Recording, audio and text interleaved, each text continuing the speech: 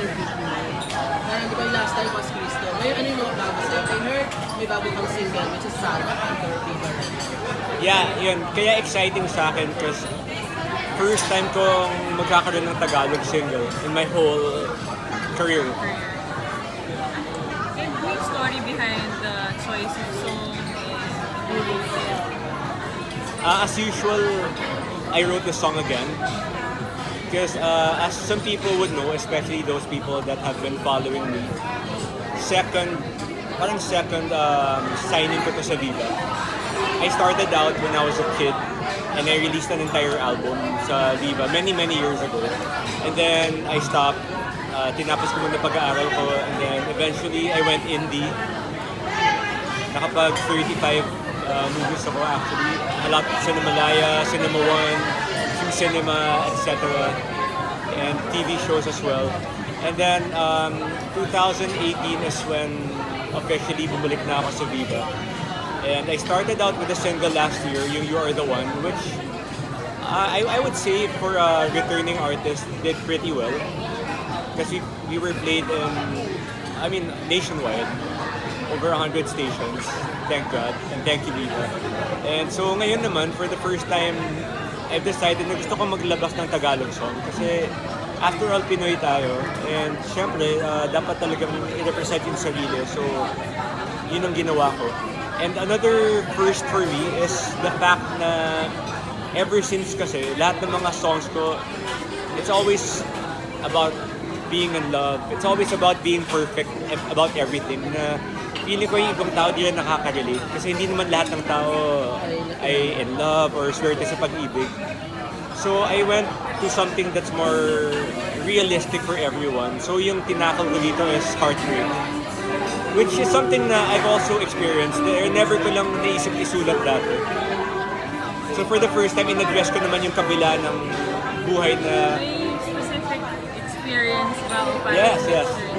Meron talaga. In fact, this is written about someone special in my past din. Although, yun nga, since first language ko is English, I wrote the idea and the lyrics. Tapos pinatranscribe ko kay Eric Arboleda. He was my brother's road manager back in the day. And he was responsible for the lyrics of Rani's first hit. Yung tao akala Why Can It Be yung unang hit ni Kuya. Actually hanggang kailan. I think that was number 2 in the charts back in the day, before Why Can't It Be. So si Eric nagsulat nun. So sabi ko, what better person to approach for Tagalog lyrics but Eric. So yun, thankfully he was still available for me and he transcribed my words into Tagalog. And then yung second verse, ako naman nagsulat na. Tagalog. So he did the first verse and the refrain. On a showbiz level, that's the first one yung inspiration. Does she know or Yung sa song. I don't think she knows. I don't think she knows. Pero we can expect na... Because hindi siya recent girlfriend eh. Medyo he's one of the first na we're no longer in touch. But it was my experience with her that, yung when I traced back, kailan ba ako nagka-heartbreak? Kasi wala eh, halos hindi ako nagkaka-heartbreak na tao. And I realized the only time that I felt that was way back in first year college pa. So alam na niya ngayon. So maybe now, alam mo niya. How do you deal with heartbreak? I think yung pag-deal ko sa heartbreak, malalaman ninyo also sa pagkagawa ko sa kanta. Kasi magugulat yung ibang tao, if you hear Sana for the first time, akala mo happy song kasi mapapasayaw ka eh. May beat siya. Eh di ba pag heartbreak, it's usually sad, melancholic. There's a song that you could groove to, that you could actually play in beach parties.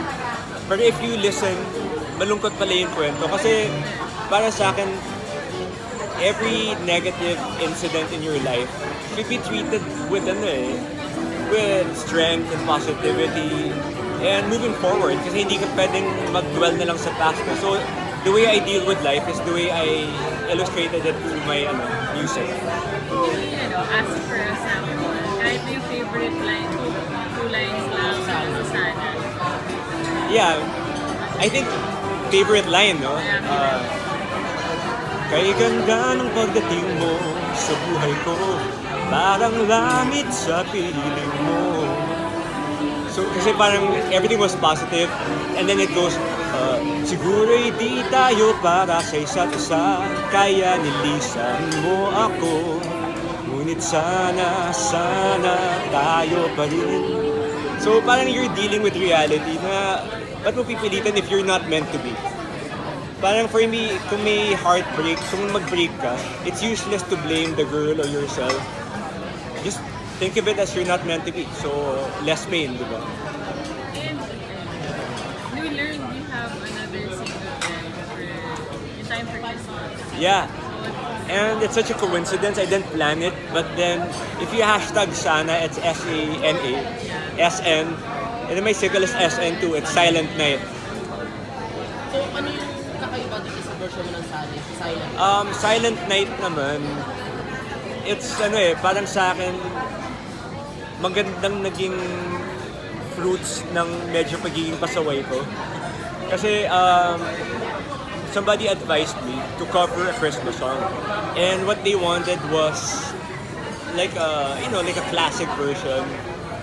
So nung iniwan ako sa studio and I had the musicians ready, we were ready to record the classic version. Then something stopped me all of a sudden. And I was like, why not spice it up a bit? Kasi yung ending, nagmukha siyang parang if Lainey or the 1975 would sing Silent Night. And then I was kind of nervous presenting it to Viva a week later kasi baka sabihin nila hindi ako sumunod sa But luckily when the bosses heard it, they loved it. And then now it became a single.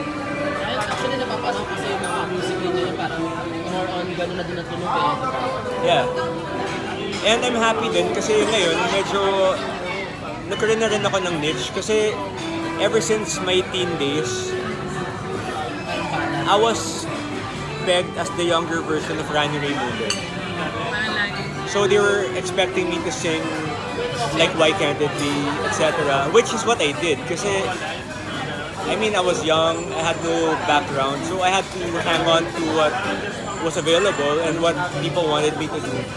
Pero at the back of my mind, I was thinking I'm more of a pop artist, I'm more of indie, rock. So parang may longing din ako artistically na hindi ko nagagawa yung gusto ko talaga. So even if I was on MTV, etc., a part of me, like I wish they could really hear me for who I am. So if not for Silent Night, siguro hindi mabubuksan yung door na rin yun sa akin.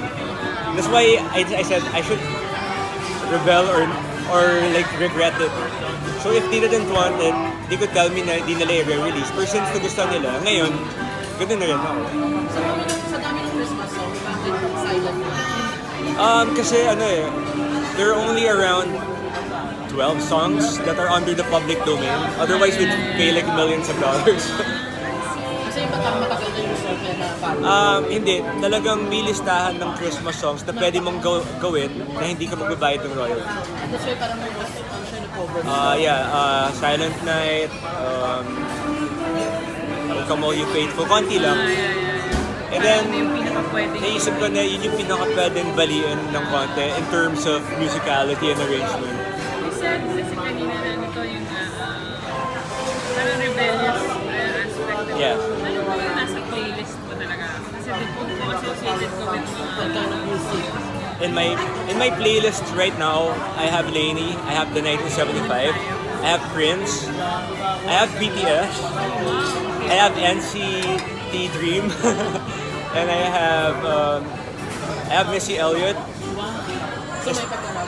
No, kasi natuwa lang ako when she came back. Di ba she had her award at the recent VMAs.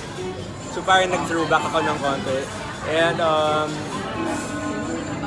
yeah, that's what's on my playlist right now. KPop. specifically BTS now, or are you also listening to other? I listen to EXO, I listen to NCT Dream, NCT 127, and also, yeah, of course, BTS. Any favorite BTS song? Boy With Love. I performed Boy With Love. Memorize ko. No, again, ni Kuya, nisama nun tono, ya, saswaji yan, kumandu, the boy, no, that, nun yun, oh, no. Ano ba yung parang plan or tool na isip na tagalogin or ano English version of BTS. Huwag na, baka magalit sa akin yung army. Na-perform na ba yun sa mga performance mo? Yes, many times. I performed it at the Phil Oil Arena in front of thousands. And yung pinaka-exciting sa akin, ang lakas ng loob ko, when I was in Boracay, it was Korean night, open night at Globe. Volunteer. I sang BTS. Kasi doon ko malalaman kung tama yung ginagawa ko eh. Nagsigawan yung mga Korean. Tapos sabi ko, you have to be honest, did they do it right? Then they were like, yeah. So I was like, whoa, now I know. Mas sabi mo, di ba kanina, binali mo yung song, hindi ka ba natakot dun sa magiging reaction ng tao? Natakot of course. Especially yung sasabihin ng boss. But then, if you don't do it, you'll never progress as an artist eh. Diba? So I was willing to take some risks. And in fact, actually I did this last year pa. Ginawa ko yung stunt na yun after watching Bohemian Rhapsody. Because I remember that scene when the band started doing their own thing, tapos they were telling the bosses na try it, and it became one of their biggest hits. So sabi ko, if I don't try, then I'll regret it forever. And I was given the chance to be alone in the studio. Umalis kasi yung mga executives sa studio. Sabi ko sa mga musicians, tayo na lang, let's play. On a normal scenario, how's your writing sa songs? Parang... I really write pop music. Talagang pop. 80% would be danceable tunes or middle of the road. 20% lang yung mabagal. But then I'm more known for the 20% that I wrote. Like You Are the One, yung mga ganun. Yeah. Parang you have a collaboration before sa You Are the One. No, ako lang yun. Hindi, yung leading lady ko is a friend of mine, si Jana Victoria. Speaking music video, ano ba dapat namin sa bago mo single? Dalawang Yung sana, we have a lyric video out now at the Viva Records YouTube channel. Silent Night, the video will be in production within the month. And it's gonna be a modern take rin of the Three Kings. With that, then, even Yeah, the concept. creativity-wise, yes. I wanna have like a Stranger Things version of the Three Kings visiting the Belen. In a modern way. Yeah, parang barkada kami yung backpackers, tapos may isang friend na, we're gonna give gifts and we're gonna find her in the woods. Something light lang to match the music.